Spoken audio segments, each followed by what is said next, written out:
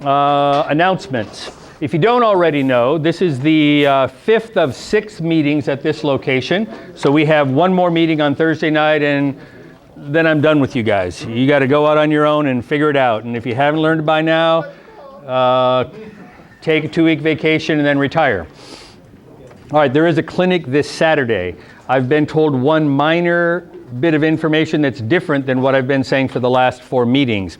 And that is, it will truly start at 9 o'clock, but my earlier information said that the doors would open at 7:30. I think that is a lie. I think the doors will open at 8. So if you get there at 7:30, you're going to have to drive around the parking lot or go out on the Great Lawn and tailgate a little bit or something like that. I'm told now the doors will open at 8. The clinic will begin at 9. What entrance?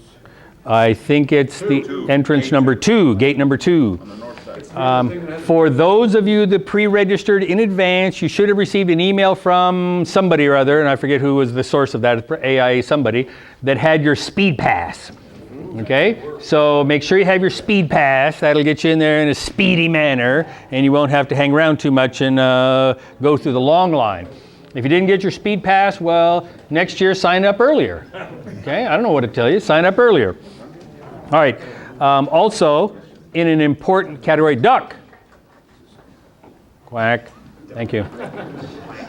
Game assignments have been now distributed for the first batch. So if you're on a crew, or if you're not on a crew, you should have received some number of game assignments. I don't know how many everybody got, but you should have got some now, first few weeks, okay? First games are the 24th, which is coming up, a week from Friday. All right, so we're less than 2 weeks from first game. There are some TV games. They'll be on Thursdays. You can look on the cox7.com site and kind of scroll through their menu and figure it out. But there are some Thursday games, TV. If you like to go to those, I go to most of them, unless they're way out there, or unless Joel's crew's working, because why would I want to go see Joel? Exactly. Anyone who wants to see Joel will have their opportunity this Saturday at UOP. He's working the headliner game, Desert Vista and somebody. There you go. And that will be the 7 o'clock kickoff. There is an earlier game, and John Noley's crew will work the earlier game. Remember that after the clinic proper, if you go up, and we'll be announcing this specific section numbers at the clinic, if you go up in the 200 section, which is the fancy high dollar district, okay, you'll be able to go in there, and we will have sections by position. So referees can go to one section, umpires to another, back judges to another, and I don't know if they're going to split the wings or have all the wings, but we'll figure that out. And they will have people in there who will be coordinating and moderating by position. Okay? And so we'll be doing real-time critique and evaluation of John Noley's boys, which will be kind of fun. John's kind of nervous that we're going to pick him apart, but grow up. Okay? Grow up. Okay? I'd say something else, but we have some number of females in the room. And we're on camera, so we have to be polite. All right, last subject, and a very important subject. Rick Stillian, are you here? Hello, Rick. Rick talked at prior meetings about we currently have one youth football contract, and that is with Pop Warner. And they're paying us $60 a game. Okay? We live in a world where there are, in fact, competing factions. Another term, and I mean this in the politest of ways, there are whores, okay? And what I mean by that is not that they're bad people in any way, okay? Not that they walk on street corners in any way, but instead that they know what their product is worth and they charge accordingly, okay? What I'm trying to say is there is a group representing officials, and we haven't seen their roster, so we don't know actually who's included and who's not, that says, yeah, these guys that are trained by Bob, the bad mofo who trains all these officials, okay, yeah, we'll get some of them. But the truth of the matter is the AZFOA dues count for your participation here, okay, and AIA registration and the fingerprint card and all that other stuff has some value in it. Okay, and we have people like Rick and previously Tom McMahon who have gone out and negotiated contracts to try to make us some money. Okay, and if you look across other geographies, other states, okay, their high school football gets paid quite a bit more than we do, and their youth football gets paid a fair amount more than we do. We're actually, relatively speaking, by state, on the lower end of the pay scale. So we've been working over a number of years to try to push it up a little bit. Because most of you guys, honest, would rather get paid $60 a game than $35 a game. Anybody not agree with that concept? Okay. So here's kind of what's happening. We've been negotiating with multiple youth football leagues. And a couple of them says, well, I don't know about that $60 crap. We've got another group that says they'll do it for $40. Okay, for $40. Now, I don't know where they're getting the officials, but I hope that none of you in this room are going to whore yourselves out for $40. Okay? Because what it means, honest, here's what it means. If you go out and do that, yeah, you're going to make your 40. Understand that. You're going to make your 40. Okay? But then somebody else is going to come along the next year and say, $37.50. Okay? And you're going to be going the wrong direction from what I like to go. Okay?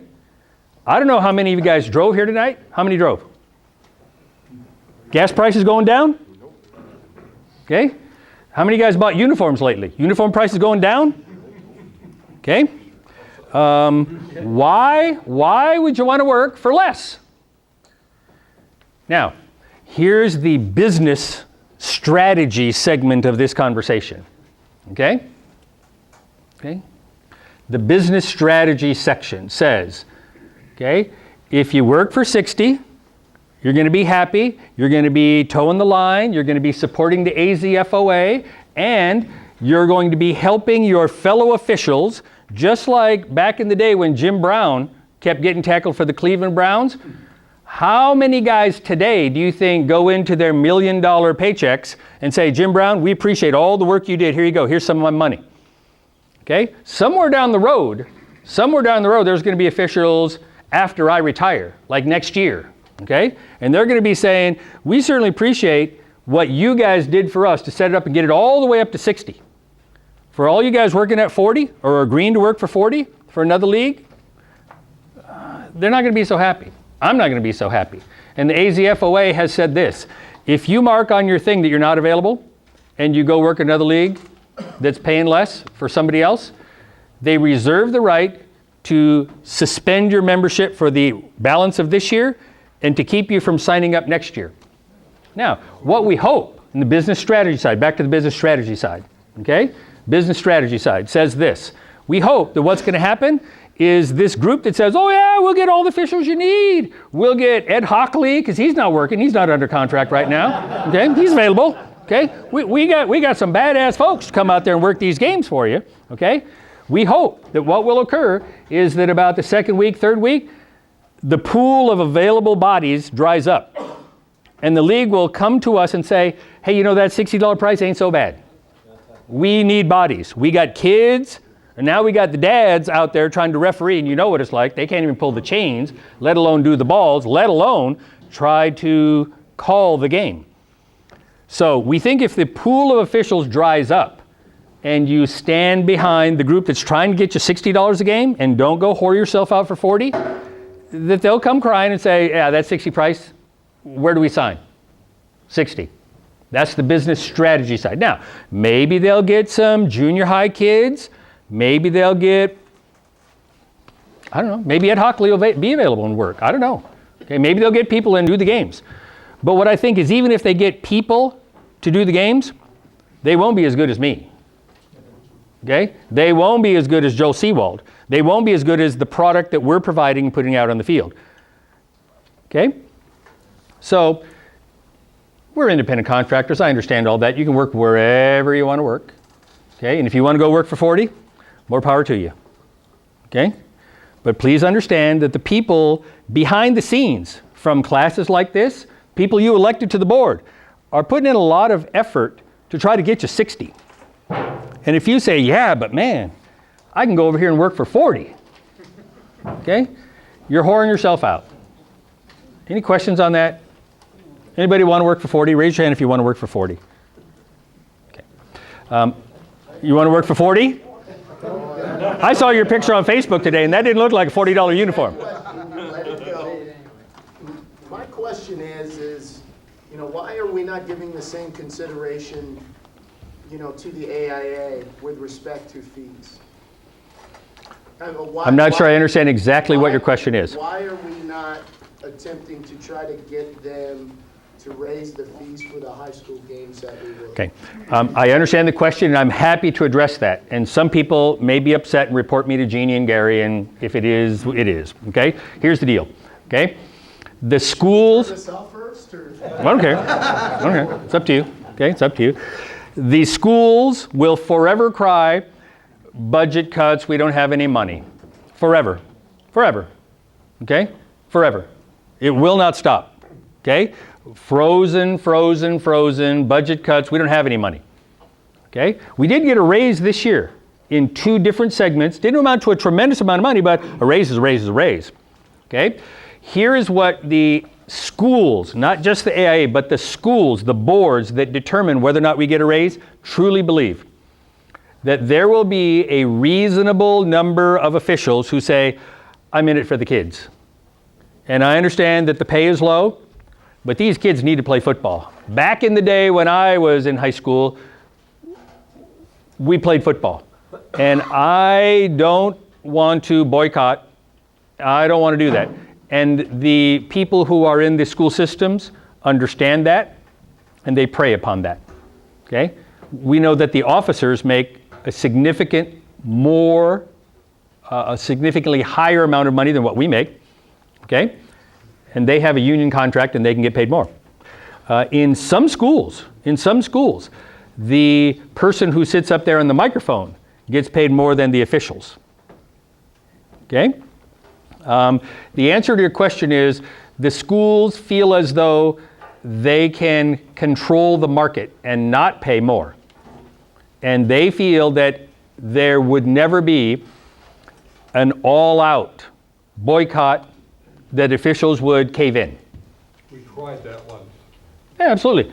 And some number of people says we're going to stand up, we're going to boycott the games and let Jesse Parker run his own games or whatever it might be, right? And what happened?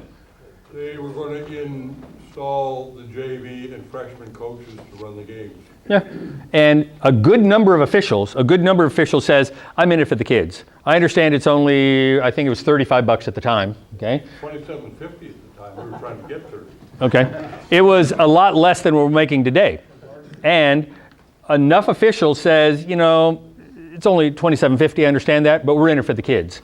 We don't want to let the kids down. We're in it for the kids. And so it was not a successful venture, okay? Too many people just says, I'm going to work. I'm not going to support this. I'm going to work. And if that's true, and I believe, honestly, that if you had a show of hands today, it might be a little bit different on the show of hands, but when push came to shove and it's kind of going out in the field and taking the assignment or not taking it, I think people would work. I mean, I honestly believe people would work. I agree. It's just always seemed a little odd that, that you're working a Pop Warner game for more money than you do for a freshman or JV football game. Well, it always seems a little bit odd that the state of Arizona is in the bottom 5. Right. And we're tied. Now that we got this, $5 raise, I don't know where we stand there, but I know last year that we were tied for second. Near the bottom. And here's the general statement I want to make, and I don't want to spend the whole meeting on this, so I'm going to move forward, okay?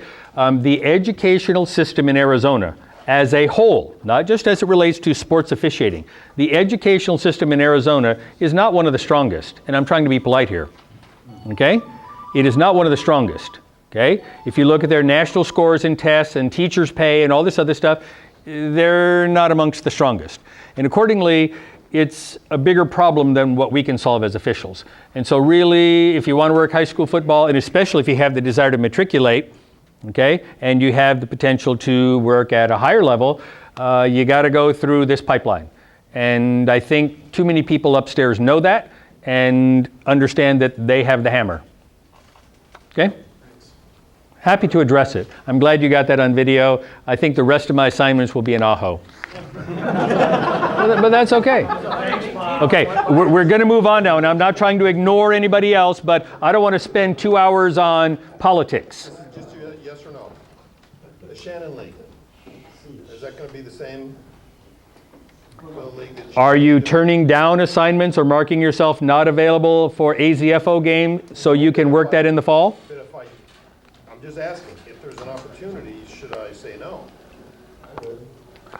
If it is a competing league, you are an independent contractor and you can work where you want, but understand that the AZFOA is trying to, for lack of a better term, grow a sack and have punitive action for those who decide we got one league. Now, let me pose this hypothetical. Let's say that Rick Stillion has a limited number of games, and you're saying, hey, Rick, I want games. Hey, Rick, I want games. And he says, I can give you one game in Buckeye at 7:30 at night. If you can get games in the morning, work games in the morning. But if he's giving you games on a regular basis and you start blocking out days that you're not available and you're taking assignments in another league, I'd say you're walking on thin ice. Okay. I wouldn't say no, because I don't know how many games he's going to have. And it might be that you get down there and he's going to go, Mike, I can only give you every other week.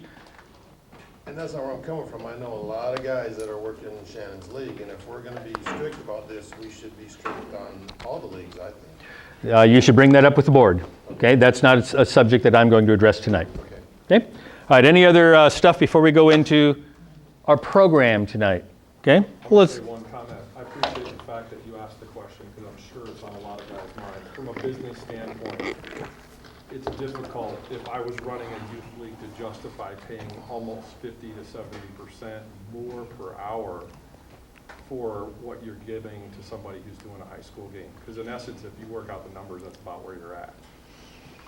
But I'm glad you brought up I appreciate the fact that you asked the question. Yeah. Well, since you brought it up, we've been at $60 for the past 3 years with the same leagues. In fact, you're going to get a letter, hopefully, maybe some of you have already read that. This morning. What we're really addressing, and that kind of goes in with Mike, what Mike said, that Phoenix AYF and, what is it, AY, or AYA, whatever. They were under contract with us for 60. We aren't asking for a raise. In fact, they never negotiated with us. They pretty much said, nah. Somebody must have been sitting out their door to say, hey, $40, $45, whatever. As an assigner, maybe it'll be $50, but as an assigner, I'm going to take 10 off. Whatever.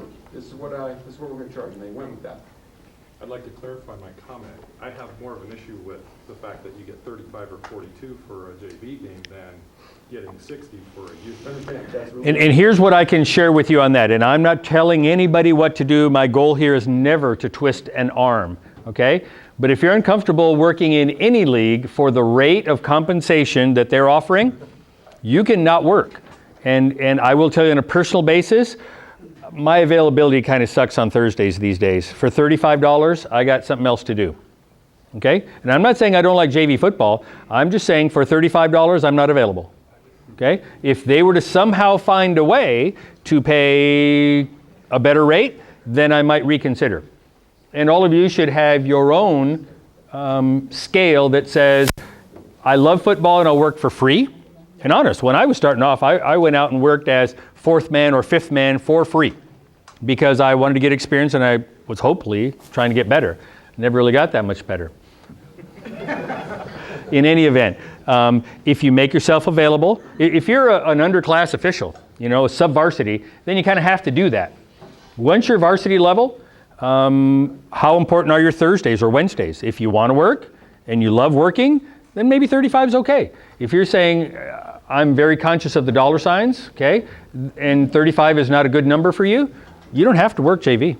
You don't have to work JV. You can be varsity only. Do you know when those schedules are coming out? I'm not really involved in JV, so I'm not even going to approach that. I would say that's a genie question. Okay, let's talk about major fouls. This is not related to the military.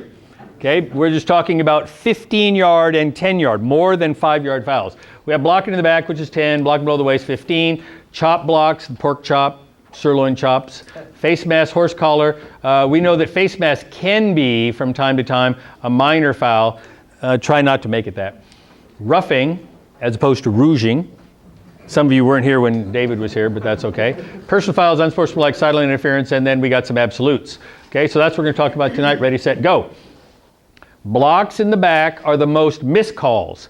And by that, we're not saying that there's blocks in the backs that you're missing. You might be calling some that aren't really blocks in the back. Okay? I hope these days that no one is calling clipping. Okay? Clipping is 15 yards, block below the waist from behind.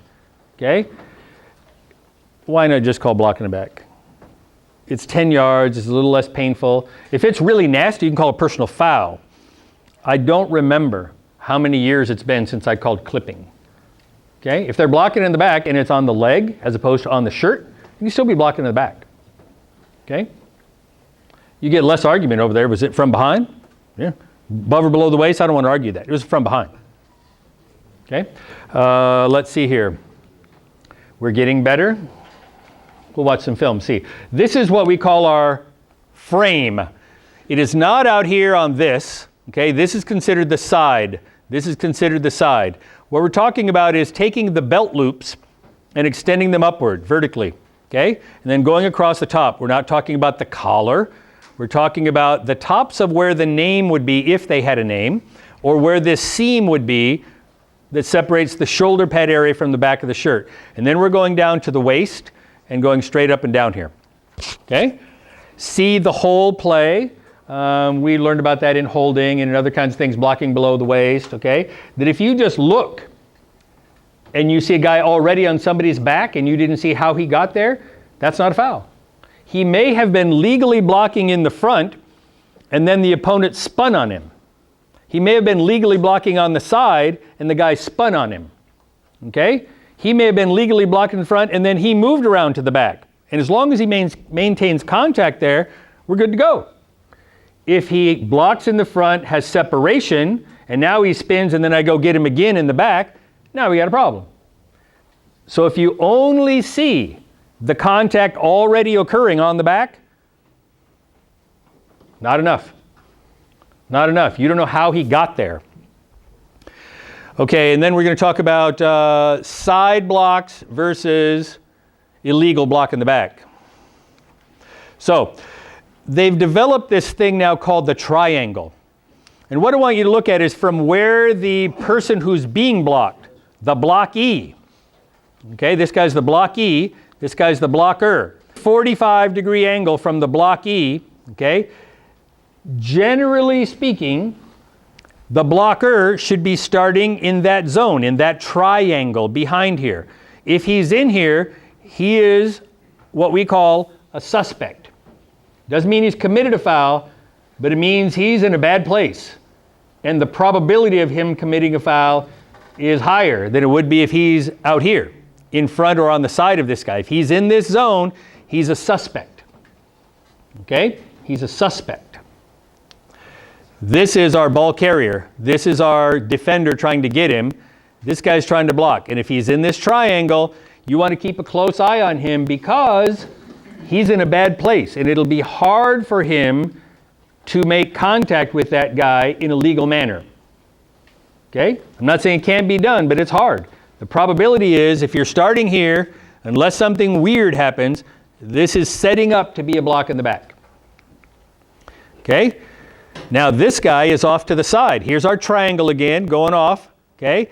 This is triangle of suspect. Since this guy's outside of that, okay, you're generally thinking, okay, especially if the runner cuts this direction, we expect this defender to pivot and go this way. And if he turns, this guy can pop him square in the front. Follow? Okay? So this guy is outside of the red zone, so this guy is in the not a suspect zone. Follow? And what we're trying to do is put you as an official in a position so that you can better anticipate this looks like it's setting up to be legal or it looks like it's setting up to be trouble. Not getting your flag in your hand yet, okay? But creating the concept of this guy's a suspect. And I'll give you another example of suspect.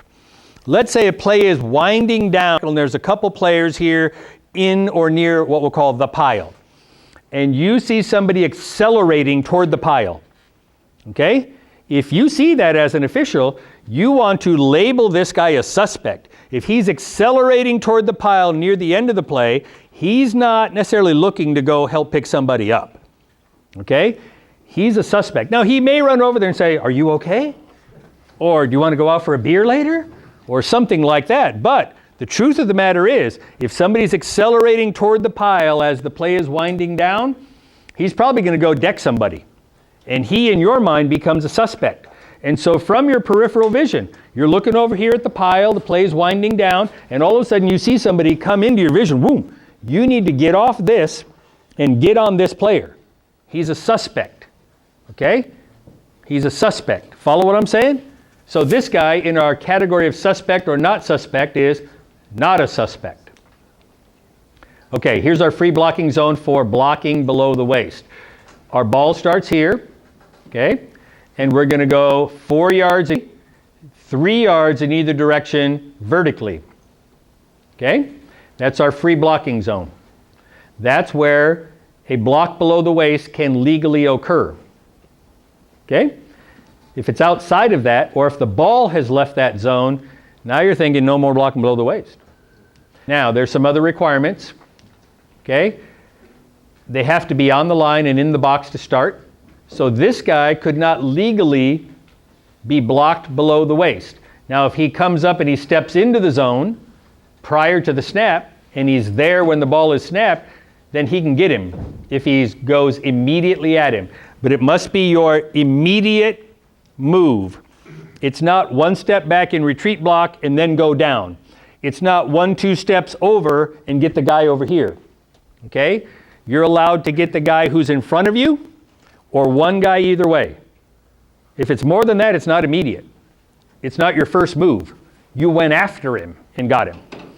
And remember that if you are not on the line of scrimmage in the box, if you're the up back, okay, and this used to be the most common play back in the day when I played, when people rode horses to school, okay, and they didn't have television yet, okay, and you had to do this to make a telephone call, okay?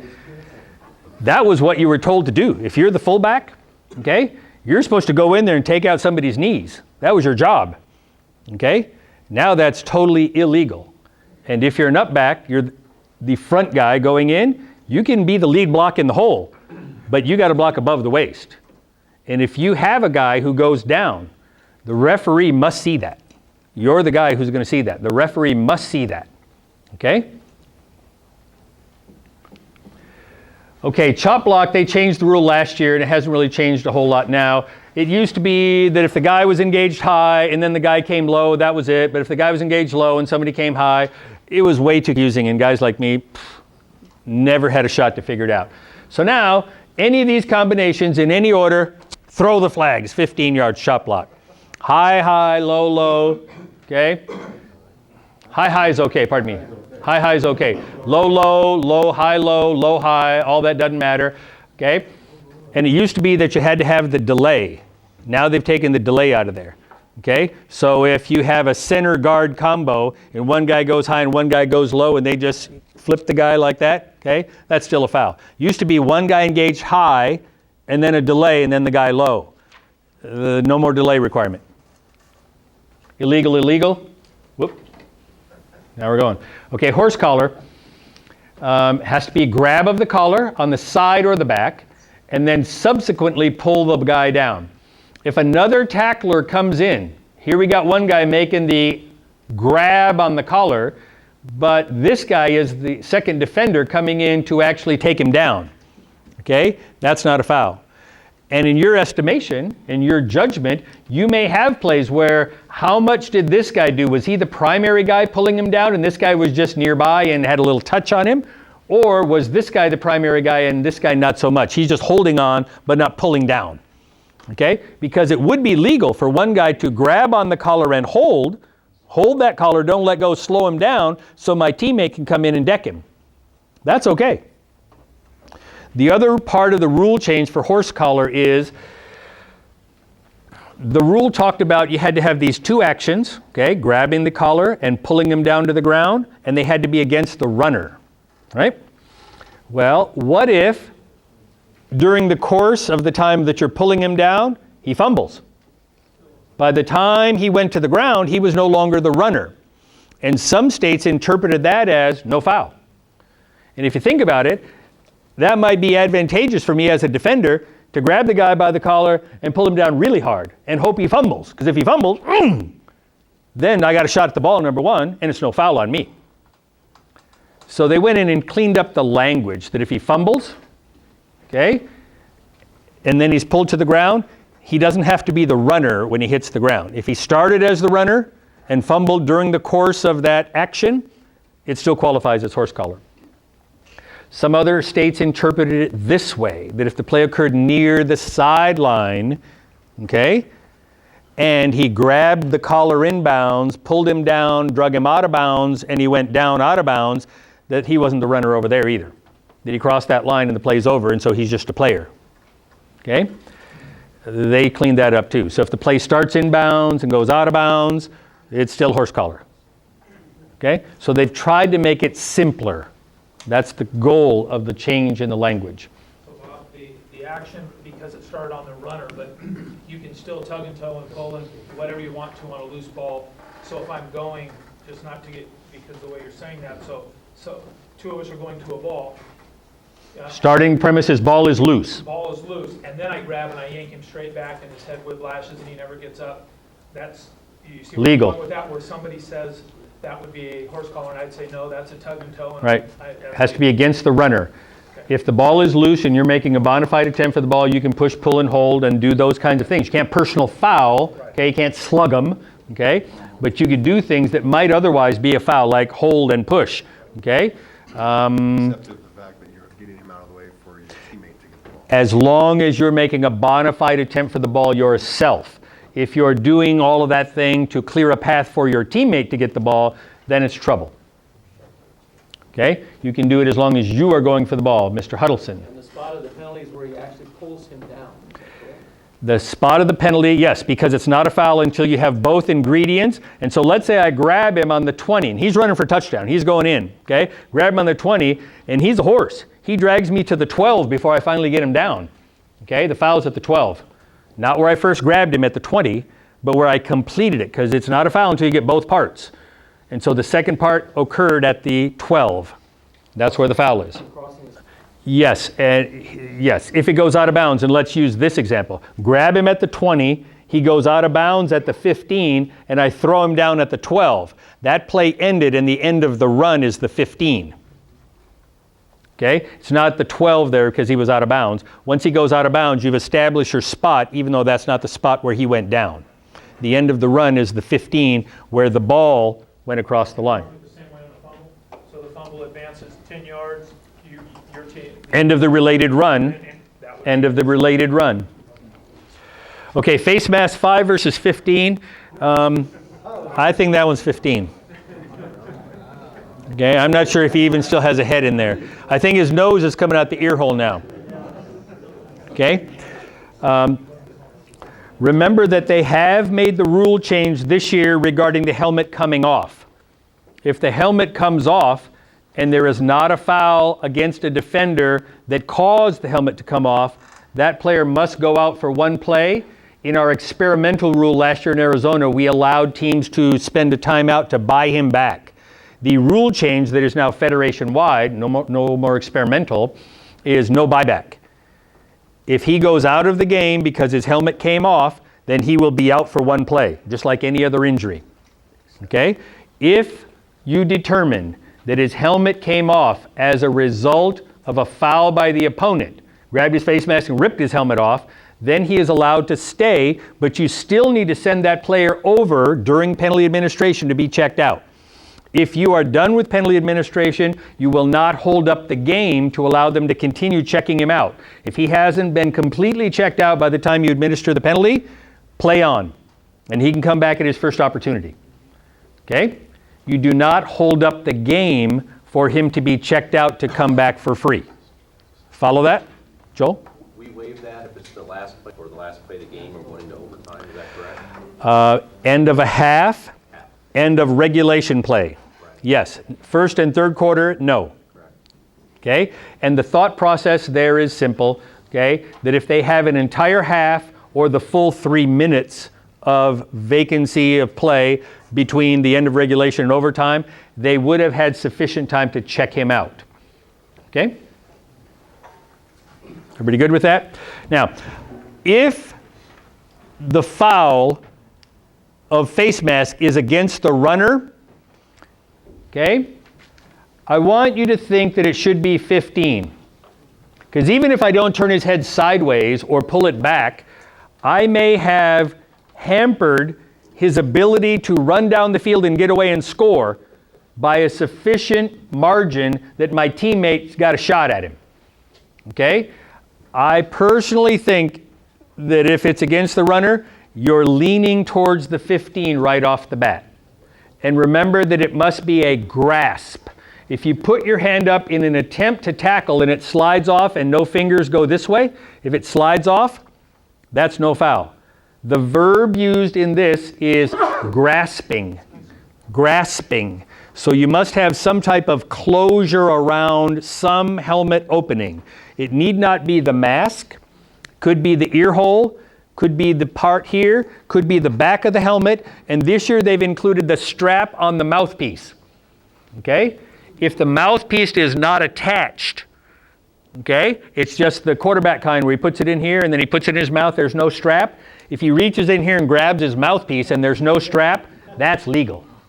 Might be a personal foul if he gets really deep down there, but the foul, the rule change for that foul on grasping the face mask is relative to the strap, okay, that is commonly attached to the face mask.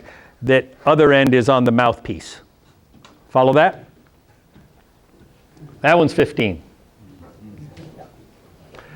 Okay, roughing the passer. Who is a passer? Does it have to be the quarterback? What is the definition of a passer? Any player who throws a legal forward pass. Can you have roughing the passer on a backward pass? Can you have a personal foul on a backward pass? Just because I go this way and throw backward pass doesn't mean this guy gets to cheap shot me. Okay? And referees make sure that you're not giving up on the quarterback too quickly. Okay? I have friends who played football. If you look at this body, you can tell I didn't play much. Okay? But I have friends who played football. And one of the things they talk about for defensive linemen and linebackers, and even DBs, okay, is this, okay? You may not get a foul, but if you put a lick on that guy in the first quarter, the second quarter, the third quarter, maybe in crunch time, coming down the stretch, he won't have quite as much zip on the ball. And we can make a play in the fourth quarter that we may not have been able to make, okay? Your job is to protect that guy, okay? Not unfairly, but protect him so that people don't get to put that extra lick on him unnecessarily. Now, if this guy's standing in the pocket and looking for the rush and throws a pass and somebody hits him legally, you're a football player, baby. Get up and go again. Or go to the bench and start crying. I don't care. Okay? But you can't let him get that 2 steps and a dive kind of thing to go get him after the ball's gone. Okay? Okay, it can be a tack-on if it is a completed pass beyond the line of scrimmage. If it is an incomplete pass, or certainly if there's a turnover on the play, then you're going to go previous spot 15 and first down, right? Okay. So, if it is a tack-on, where do you tack it on from? The most advantageous spot, as far as they got. If you got a run, and he fumbles it, and another guy picks it up and runs 10 more yards, it's from the end of the run, the last run. Most advantageous spot. Okay? All right, running into versus roughing. What we're going to talk about here is the status of the kicker, and that's going to help you a lot. I'll tell you right away that if he comes in all knees and elbows and takes the guy in the ground and gives him one of these and he's reaching up into the guy's cup, well, it's going to be 15. But let me give you some guidelines to help you get started so you know what you should be thinking. Okay? If the kicker kicks the ball, and most kickers these days get airborne, their plant foot, their non-kicking foot, comes off the ground as they kick. They get into it and they go up in the air, higher than I get. Okay? if their plant foot does not have a chance to come back down and establish himself as a player with balance. Establish himself as a player with balance. If he's coming down on the tiptoes and doing something like this, and then boom, they take him out, you're thinking 15. Okay? If he hits him any time before that, while he's still in the air, or the plant foot is just touching the ground, you're thinking 15. Because that kicker is in an extremely vulnerable position. Okay? Now, once he comes down, regains his balance, okay, you're thinking 5. You're thinking 5. But that's not the only criteria. I want you to look at what is the defender doing. If the defender's going through him or piling on him, okay, you're thinking roughing. If he's trying to hold the guy up and he's just bear hug or dance partner with him, okay, okay, you're thinking 5. Okay, that's running into. Be conscious that most kickers are pussies. And they try to fall down and get 15. Okay? There are no Academy Awards available. Okay? If they go down, I want you to be conscious. You get paid big money. We got a raise this year. To make that judgment call of he went down as a result of contact, or he went down because he thinks I'm a sucker. Okay? He thinks I'm a sucker. Okay? Joel, do they still have the college rule that if he goes down, somebody's going to get a flag? Acting or defense? Or did they change that? It's not sportsmanlike foul to simulate being rough. I've never seen anybody throw the flag. Okay. So it's one of those that's there, but Yes. it's there. Okay. When is it not? When could you have action on the kicker, contact by a defender with a kicker, and no foul? If the player who makes contact, not his teammate, player who makes contact, you get a piece of the ball, you get a piece of the man. Now, it doesn't give you a right to unload on him. And just because you got a piece of the ball doesn't mean you get the knee to the groin. Okay? That's still trouble. May not be roughing the kicker, but you could still have a personal foul. It's not free shot time. It's you get to have contact with the kicker. Okay? Contact with the kicker.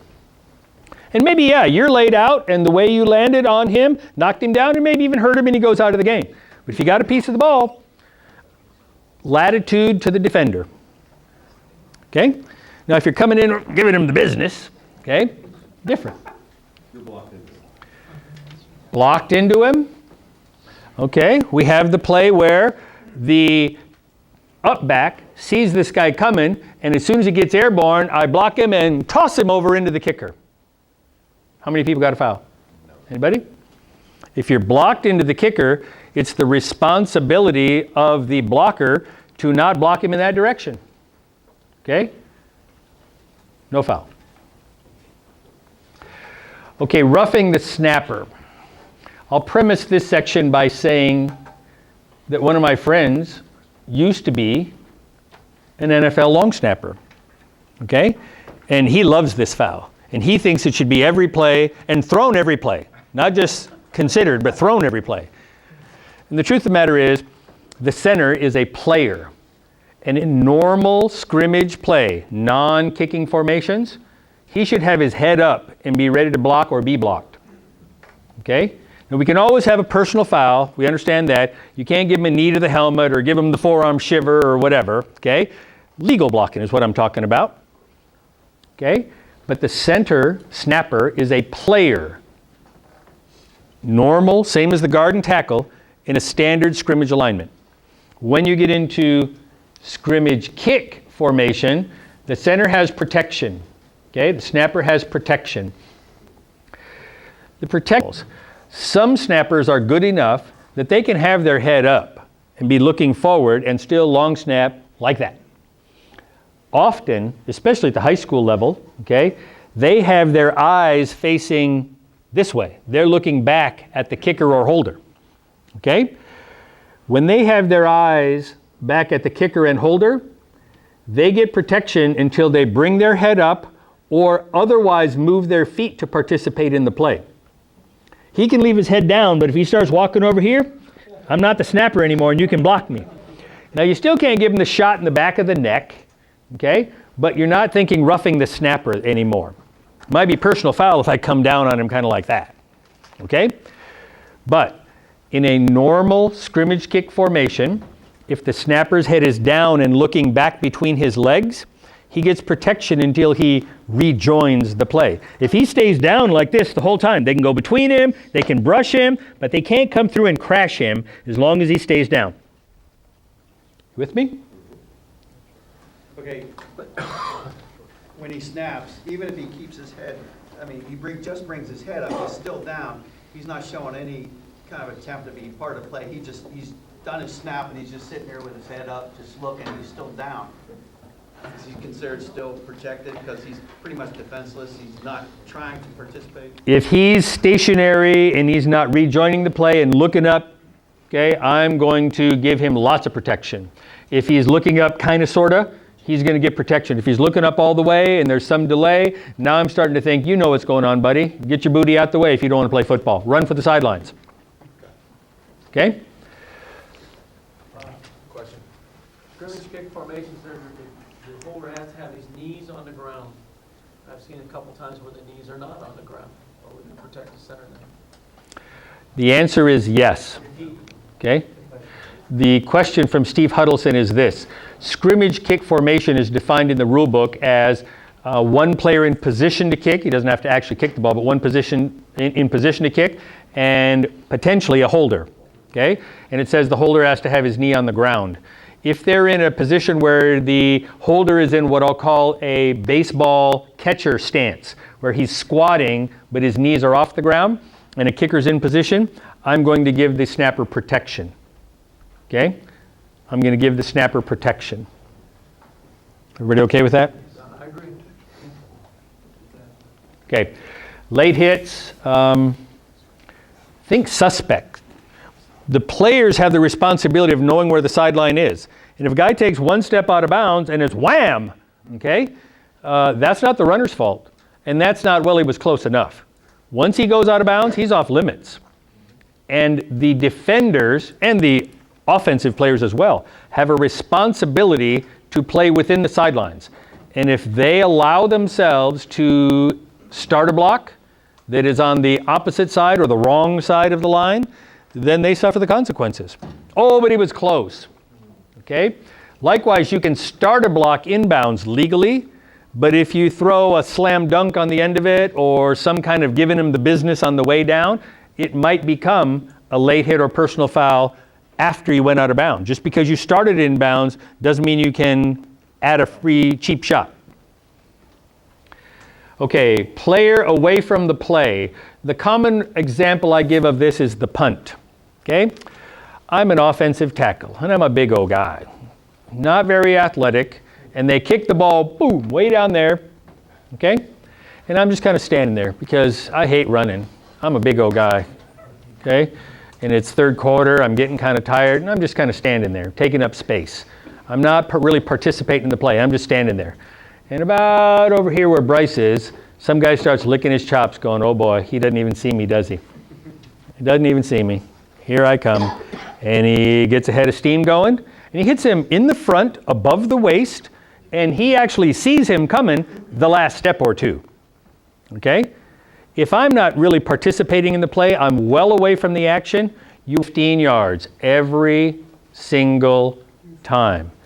And the reason is, number one, this guy is going to get hurt.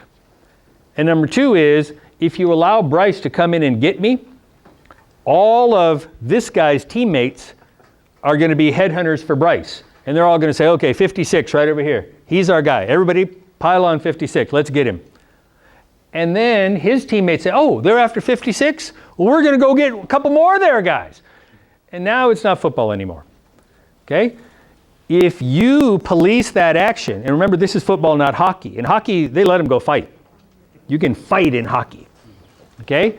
We need to control that action and not let it get to that point. We need to be diligent, and we need to be punishing now. It's not, Bryce, next time slow down a little bit. Don't hit him so hard. Okay? Player that's given up on the play or certainly after the play, and that's what I'm talking about, the suspect. You see a pile here and somebody comes speedy towards the pile, get on him. Why is he speeding over there? What's he going to do? And stay with him. Okay? That's when you do some of your best work, after the play is over. Okay? And whether it's, hey, you were close that time, good thing you slowed down just before that pile because I was watching you. Okay? What I really said to him is, you're not going to get away with any cheap stuff tonight. I saw what was going on there, and you're lucky you stopped, mofo. All others. Fighting, we don't allow that. It's not hockey.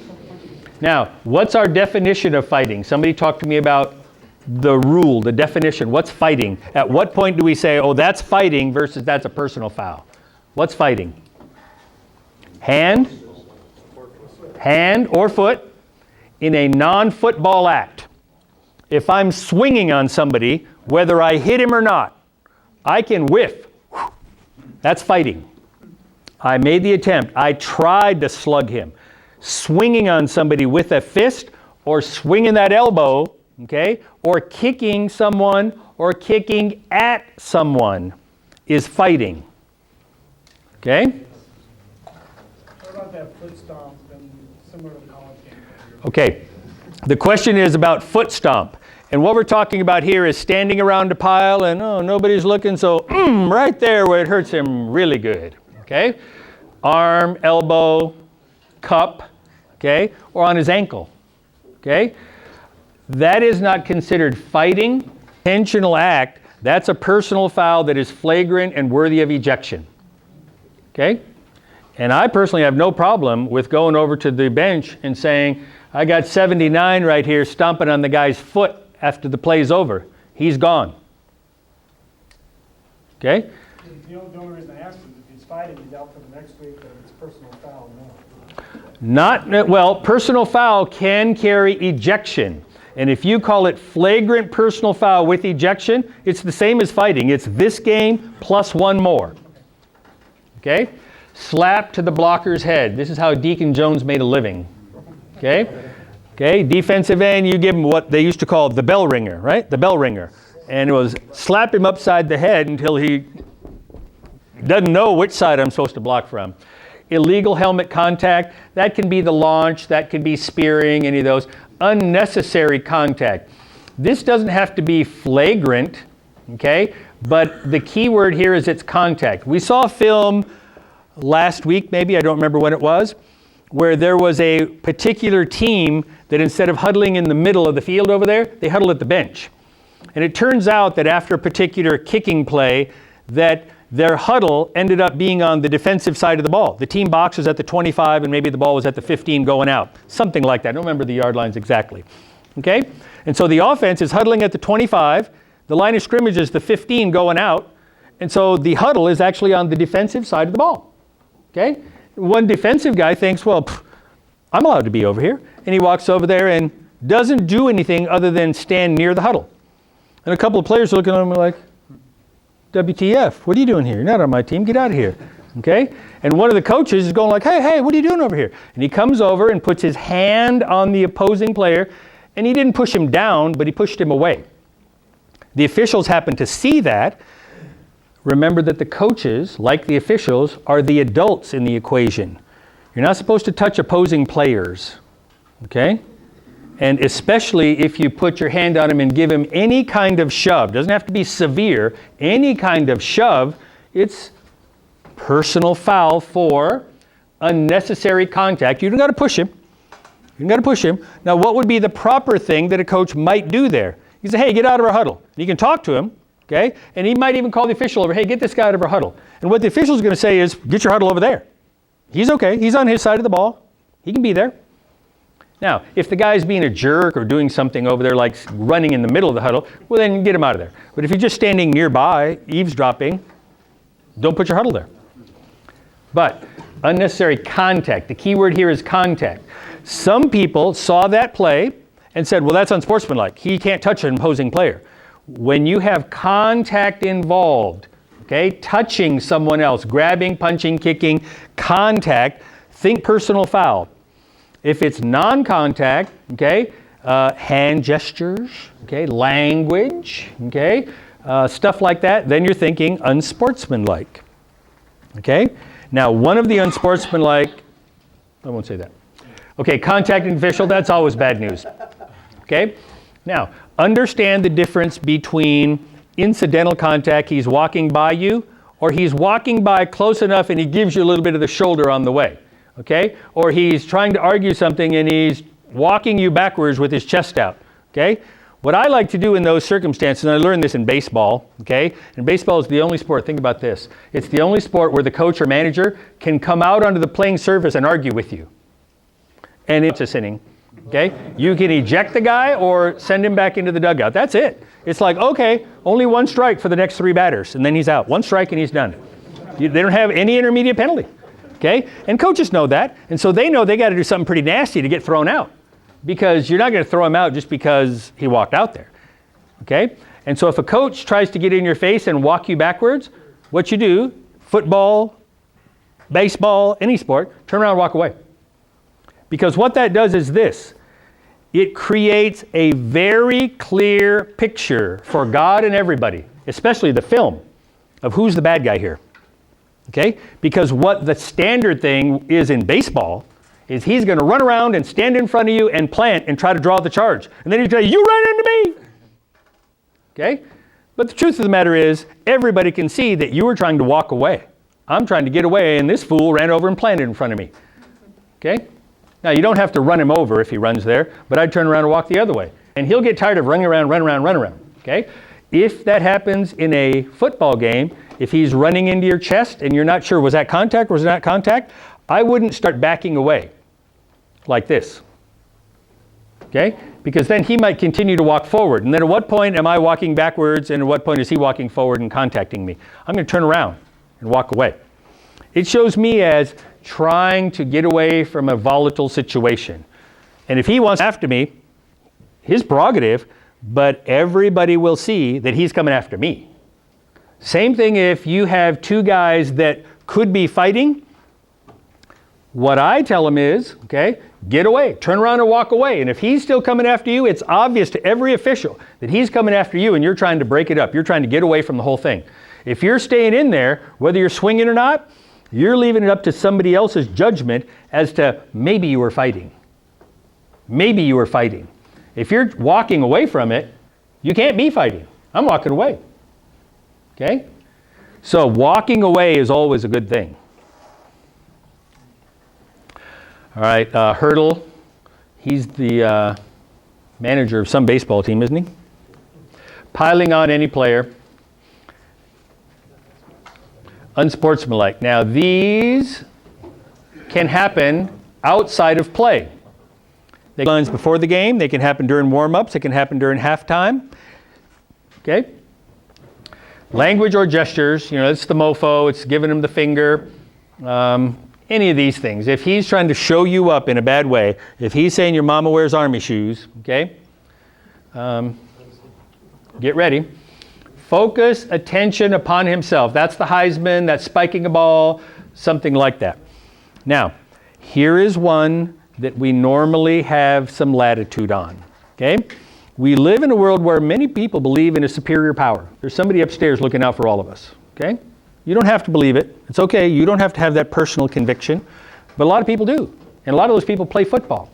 And you might have a guy score a touchdown and go down in quick prayer and I'm out of here. Okay? If it's extended, if it's choreographed, okay, then you might have something. But in college, do they give them a little bit or nothing? And if it looks to you like a very momentary, quick prayer and I'm back to my business, okay. Anything that's extended, elongated, choreographed, okay, is trouble right now. Okay? We talked the other week that whenever possible, you want to squeeze multiple offenses into a single violation, single foul. In other words, if he spikes the ball and then goes into a Heisman, and they happen within a couple of seconds of each other, pretty close to each other, that's 1. If he spikes the ball over on this pylon and then runs over there and does a chin up on the goalpost, that's 2. Okay, that's far enough away that I can't really squeeze that. Okay, that's 2. Disconcerting acts or words. This is commonly something by the defense where they're up there saying something like hut hut or similar to try to disrupt the language of the snap count and make somebody false start. Okay? If you see it and you know it right now, then you flag it right now. If you're hearing something and you're not sure where it's coming from, I have been in games where the offensive tackle was saying hut hut and trying to blame it on the defense. I've been in those games. And at first I'm hearing it, but where did it come from? Okay? And the offense, of course, they come back and they start saying, oh, it's him. We're pointing at him. It's him. He did it. He yelled. And I didn't see it. And so I couldn't tag him. I couldn't get him because I didn't know. I heard something, but I didn't know where it came from. Okay? And then a couple plays later, okay, we're tuned into that. We're looking for that. Okay? And the umpire sees the offensive lineman call that. So we called unsportsmanlike on him and went over and told the coach, this is BS. Okay, this is BS. Okay? You'd be really mad if the defense is doing it and he's trying to do it and blame it on the defense. All right, unnecessary contact. Hey, Bob, could you give some boundaries around what you consider to be a disconcerting act? I mean, we all understand the words where we're simulating offensive cadence, things of that nature. What would you consider to be a disconcerting act? Disconcerting act? Are you talking about line of scrimmage, like coming up and pouncing your foot? I think this. If I believe it is part of the defensive scheme and he is missing the snap count and he's running up and he has to stop because they didn't snap it when he thought they would, I got nothing. He can do that all day. But if he's coming up there and trying to stomp his foot, not as part of his charge, but as part of trying to draw the opponent, I normally will give him a verbal warning. I'm not going to flag it necessarily the first time. Okay? If the offense jumps, then I might call it on him. I mean, it's a pretty harsh penalty, right? So. I agree, it's 15, and he's on the plank now. He's got some toes over the end of the plank, okay? So I don't like to call it, but I'm going to go up and say, knock that off, okay? You see that mostly with little kids, okay? With little kids. And what I believe is the big kids don't do it because they know it looks stupid and they're probably not going to get away with it, okay? But the little kids, they're going to try it because they think they can bluff this guy over here. So I just try to teach this guy, hey, we're not putting up with that today. We're not doing that. Okay, we're not doing that. Whoa, he didn't cross the neutral zone. The coach might start yelling at you. I said, Coach, that's not football. We're not doing that today. Okay? Did I answer your question? Okay. Unnecessary contact here, we're talking about the bench area. Okay? We talked on the other slide about unnecessary contact with players and officials and coaches, okay? That's going to be personal foul. Here we're talking about a play that goes off and the wing official is running down, watching the play, and bang, and you tag the guy, you have contact. That is considered unsportsmanlike, okay? And if you know who it is, if you get up and there's a guy right there, or you see when you're going down, you look up and it'll be on him, okay? If you don't know who it is, you can tag the head coach because the head coach is responsible for keeping everybody back, okay? You can also have that intermediate step and ask for volunteers, okay? You can ask for volunteers. And it might be, all right, I ran into somebody and I don't want to get the head coach. Somebody want to step up and take one for the team? And you're not trying to get the wrong guy.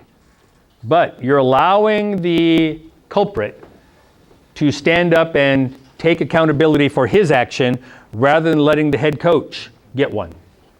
Okay? Tobacco, I shouldn't have to talk much about that. Spiking, using exception. This is the sleeper play, and they took that out a long time ago.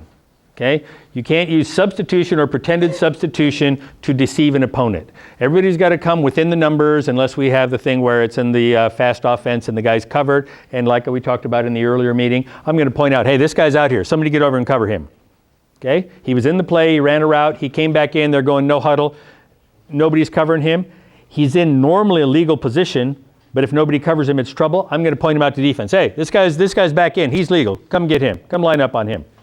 I'm just going to tell the defense, okay? Get over here. It's better than having a foul, okay? But if they try to do the thing where one guy goes in as a sub and two guys go out running together and one guy runs right up next to his bench and goes, I'm hiding, Nobody look at me. I'm in the game. And then they snap the ball and nobody's covering him and he goes down for touchdown. Okay? And these days, the wing's got to see that. Okay? The wing has got to see that. Back in the day, when the Southeast Conference used to have their guys lining up on the top of the numbers, you could have a guy lined up behind the official. Okay? And they'd sneak him in. If a coach tries to describe, I got this really good play. It's a trick play. We run it for a touchdown last week. Works great. Okay? You should know some key phrases. Okay?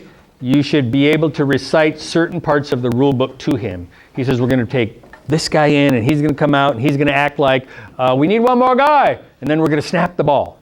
Okay? That's the same kind of a thing. The quarterback's here, and he starts calling signals, and he's looking around, and he's going, wait, we need another guy, we need another guy. And the defense starts looking over here, and then they snap the ball to the back, like a wing back or a wildcat, and then they run. That's using substitution or pretended substitution to deceive your opponent. He's pretending that he's short of a guy, right? He's pretending that he's short. And he's trying to deceive the defense into stopping play so that they can get a head start, get an advantage, and run and gain yards and maybe score a touchdown. Okay, that's the same thing as the sleeper play. If the coach in the pregame starts to say, oh, we got this great play, I let him tell me the play because I don't know what it's going to be. But once he tells me, I'm going to say the words. You cannot use substitution or pretended substitution, okay, to deceive your opponent. Okay? Just like you have to know the phrase, you cannot have action that simulates action at the snap. Okay? You have to know a few key phrases so when they're describing plays to you, why isn't that legal? What's wrong with that? If you recite the rule book, they look at you like, God, this guy knows what he's doing. I can't get away with anything. Okay. Before we get too far, on the previous one we had illegal helmet contact. One of the things that I see that officials are hesitant to call it is against the runner. You know, face down and he's punishing the blocker. The runner is not allowed to use his helmet to punish. And if there's, I'll use this example because it's the stereotypical one. Big runner, little defender, okay? I'm going to try to run over him. Instead of just running over him with my shoulder or a forearm or a straight arm, I put my helmet down and battering ram him. That's a foul on the runner. Okay, the runner has the same restriction. He cannot use the top crown of his helmet or the forehead portion or his face mask to drive into an opponent. Okay? Back here. Yeah, on that unnecessary contact, I was just wondering, because This one or the other one? the, right there, the unnecessary contact. On the personal foul side. Yeah, right there. You run into someone on the sideline. That's this one. Okay, you run into that. Sorry. That's the unsportsmanlike because it's the bench, it's not a player. Okay, so you do that one, and the guy's in the lane. Okay, you said give it to the coach you hit, and you know who it was. If you know who you ran into, the foul's on that person. Okay, but the rule says on the second time, it's automatic ejection of the head coach. Right? Even if you gave it to the initial, the unsportsmanlike conduct or a different coach, the head coach still gets ejected on the second one. I'm with you. And trust me, if I have one, I'm going to make sure I go over to the head coach and say, okay, look, you need to know this. It's kind of like if he gets one unsportsmanlike because he called you the mofo. Okay? I'm going to say, now you need to designate the guy. I'm not going to say that speech, but I got a different speech. Look, we had somebody contact somebody in your bench area. If it happens again with anybody, it's you. Okay? So it's very important at this point and going forward for the rest of the game that you have somebody designated as your keep-back coach and that you have somebody control that. Okay? I'm just going to tell them right now. Yes, it's true. But what I'm saying is on the initial foul, if you don't know who it is, it's charged to the head coach. If you know who it is, then you can say it's on Joel. Head coach, get Joel out of here. Okay? I don't like him anyway. All right, personal foul versus unsportsmanlike. Other than the bench contact foul that we talked about, contact is leaning towards and should be personal foul. Non-contact, flipping the bird, giving the finger, tossing the ball in his face, spiking it on him, standing over him with a taunt, that's unsportsmanlike. Okay? If I don't like him, he tackled me and I get up and I spike the ball or throw it at him, that's unsportsmanlike. Even though I had the ball and contacted him with the ball, it's not body to body. That's unsportsmanlike. I can't flip it at him. I can't roll it to him. I can't spin it in front of him. Anything like that, you're trying to show him up. Okay? We know how to show them up. You want to play that game? Okay, let's walk back 15. How's that show now? Okay? That's the one where, ref, you stink. And you mark off 15 yards. Do I smell better from here? All right. Hey, ref, yo mama. Hey, ref, you suck. Okay?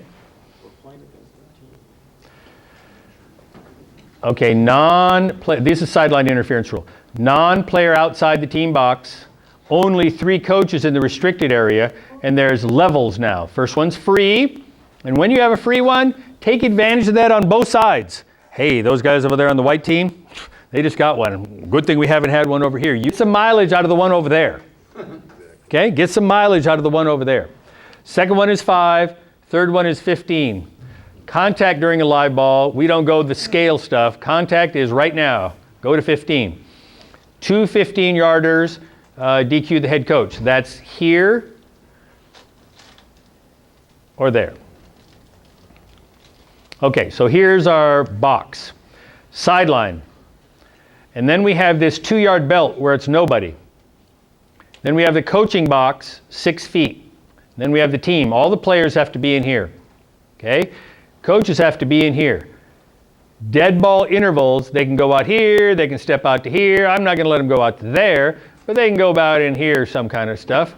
And then as the ball is about to be snapped, it's get your ass back in here. Okay?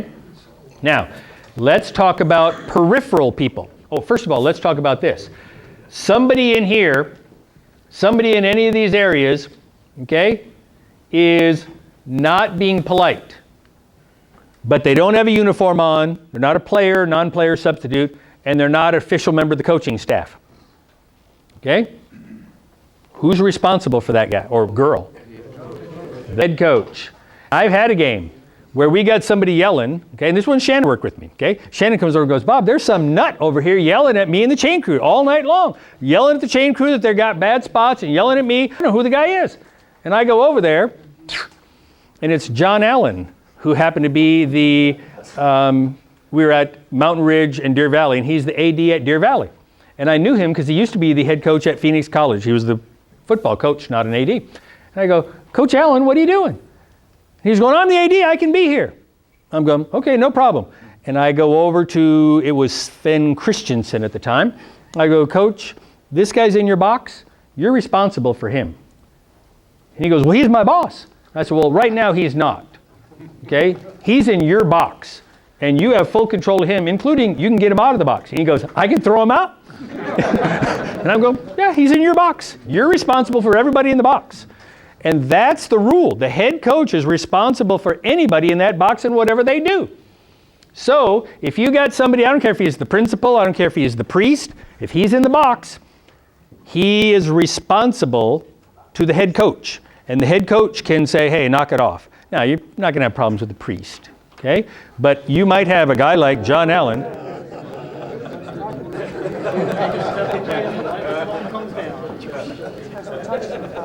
You guys got rabbit ears. Okay, a guy like John Allen, he can be a handful, okay? And so with that in mind, you just tell the head coach, he's yours, okay? And if you let him there and he continues to cause a problem, it's on you. Is that just the team box, or is that anybody on the side? Well, now hang on, we're getting there. I'm talking about from here to here, all this, okay? If they're down in here, and they're a photographer, or they're the team mom, or they're the statistician, or somebody else, I find out. Are you with the team, or are you just a fan? And if it's the statistician, okay, oh, I'm a statistician. And if he's yelling anything, if he's being disruptive in any way, if he's coaching down there, I'm going to say, you just said your last word. Anything else out of you, you're not a statistician anymore, you're a coach. Or if you're being disruptive and you're saying not nice things to people, I'm going to revoke your privileges and put you back in the box. So you decide. It's not me, it's you. If you want to act like a fool, I'm going to put you in there with all the other fools. Okay? If you want to act nice, then you get special privileges and you can come down here and do stats. Okay? That usually takes care of them. Okay? That isn't enough. If he's disruptive in any way, you just go down there and say, Coach, see that statistician down there? He's not going to be on that sideline anymore. I'm going to eject him. Okay? So you get him back in the box or you shut him up right now. That's it. I'm tired of him. And you may give the coach a chance to recover this guy. Okay? But you may decide that was nasty enough. You're out of here. You're not a statistician anymore. Get somebody else. Okay? If there anybody besides the statistician, the priest, okay, team mom, okay, high-powered booster, okay, Richard Obert from the Republic, okay, I don't care who it is, John McDonald, the Observer, they have a responsibility, number one, to be outside the 2-yard belt, okay, and the 2-yard belt goes all the way around the field, all sides, okay, and I don't want them being disruptive. Okay? If you got a team mom or a booster or some alumni down there, I don't care who he is, making noise down there, you officials suck. Okay? Stay him. Okay? Get back in the stands with the rest of the animals. Okay? You can't come down here with humans. Get back there with the animals. Okay? You don't need those people there. Okay? Get rid of them. Don't let them stay there. Okay? All right. Kicking and batting. Illegal kicking is kicking the ball. Oh, wait a minute. Yeah, batting a grounded loose ball.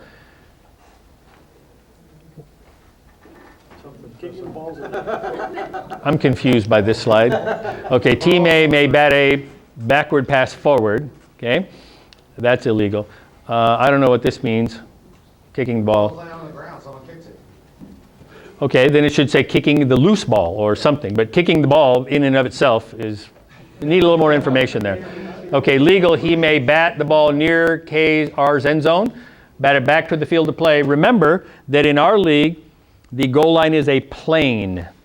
Okay, and so if the ball bounces on the 1, bounces across the goal line, and it's airborne 2 yards deep, it doesn't matter if I dive in there and bat it back. Once across the plane, touchback. Once across the plane, it's a touchback, and all I did was bat a ball that's already dead. Doesn't matter. Okay? Doesn't matter. What if the ball's, say, at the 1-yard line and he gets there and he's trying to keep it from going into the end zone? He is allowed to bat it back away from the goal line. That's legal. He cannot bat it forward. Okay? And legal is batting a ball in flight. And that could be a pass or a kick. Okay? He throws a pass and I jump up or I'm coming in on the punter, okay? And I bat it, okay? That's legal. Okay, here's the very thing you were talking about, Mr. Pekich, okay? Here's the end zone, and the ball is bounding in that direction, and a member of the kicking team comes down here, and he doesn't want to touch back. He wants to down it at the 3 or the 2 or somewhere down here. And so he takes his hand and bats the ball toward the 5-yard line. Away from the goal line toward the 5. You got a beanbag at this spot, and then you have the ball wherever it ends up. Okay? And they can take it at any spot. Now, if he bats it at the 2 and you got a beanbag there and it bounces out to the 5, they'll probably take it at the 5. Okay? But if it bounces back to the 1, then they'll probably take it to the spot of first touching. Okay? But batting it away from the goal line is okay. Oh, yeah, this is good. Last time we talked about, they were saying they wanted some other information, and I said, give me the 4 W's. So now, guess what? Give me the 4 W's. Who, what, where, and when. If you give me that, I'll figure out anything. Okay? The 4 W's. What do you got? Who did it? When did it happen? And where did it happen? Okay? And some of the common questions you ask that mean the same thing are, do you like that spot? That means, where did it happen? Okay? Did it happen there, or do you want to move that flag for me? Okay? All right, try to stay calm. It's hard. Try to stay calm. And one of the things that's true is if you're out of shape, you're more likely to get excited. Okay? It's easier to be calm if you're not winded. If you're winded, you'll find that you're more easily excitable. So it's another reason to get in shape. It's easier to be calm if you're not winded. Okay? Don't point at players. I hate it when it says him, that guy right there. Now, pointing at coach is different. That guy with the red hair right here, he's the one. Okay? With players, we have plenty of time. We're not in a rush. Walk over.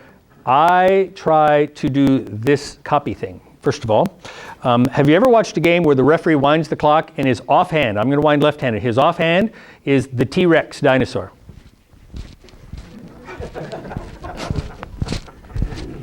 Okay? I watched myself on film one time, and I'm exaggerating here, of course, but my hand was moving more than I thought. Okay, and it wasn't quite the butterfly, okay, but this hand was moving too much. And so what I learned from me, okay, and I'm offering this to you and I'll show you in a moment, okay, is I take my fingertips and I touch my pocket. Take my fingertips, touch my pocket, and now my hand does not move. I can wind the clock. Okay? Now, if you're coming to report a foul, I encourage that all of you take your hands and don't put them in your pocket, but touch your pocket, or touch the white stripe on your pants. Okay? It's going to allow you to be more calm. It's not going to be this, and he hit him like this, and he over there, and it's him. Okay? Take your fingertips and touch the stripes on your pants or touch your pocket. Okay? It's going to make you look like a pro, or more like a pro than you otherwise would. Take your fingertips and touch your pocket. So you learn more than rules here. Okay? Stay out of it if you don't know. Now, I'm going to change this a little bit. Not if you don't know, but if you don't have pertinent information. This is not a time to necessarily get 5 guys together. Okay? Because something can happen over there, and if you got all 5 guys over here, okay, you may not see what happened over there. Okay? So, if you have pertinent information, okay, they ran the clock an extra 8 seconds. I saw this guy in the red shirt, number 56, run over there and hit him. He hit him first. Okay? Or the ball didn't cross the line of scrimmage. Something. Okay? If you got pertinent information, get in there and share. If you don't, stand back. No need to get in there and huddle. Okay? We're not calling plays for the next down. Okay? Any questions about these 3? This is the difference between average guys and guys who look like they're lost, chickens with their heads cut off, and guys that get playoff games, honest. And I'm not talking about specifically Joel or myself or Steve, okay? We